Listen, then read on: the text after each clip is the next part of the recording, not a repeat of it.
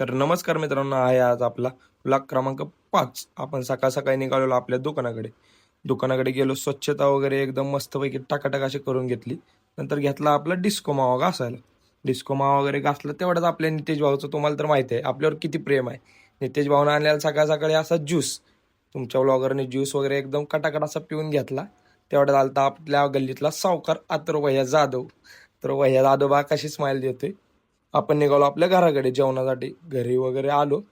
आमच्या मम्मीने एकदम अशी मस्त अशी भाजी वगैरे बनवलेली, जेवण वगैरे केलं, विश्रांती केली थोडा वेळ आणि निघालो आपण आपल्या दुकानाकडे। हे भांड बघा, आपण आज आपलं रक्ताचं पाणी करून भांड घासले, एकदम चकाचक असं केलंय। तेवढ्यात आपला सूरज भाऊ आला। सूरज भाऊने आपल्याला अंगठा दाखवला, एकदम भारी वाटलं। तेवढ्यात म्हणलं पानं वगैरे सगळे बनवून घ्या। पानं वगैरे एकदम असे टाकट का आपण सगळे बनवून घेऊन वाजलेल्या 6:45 नंतर आपण थोड्या वेळानं आपलं दुकान 11 वाजता बंद केलं आणि निघालो आपल्या घराकडे। चला भेटूया पुढच्या व्लॉगमध्ये। थँक्यू।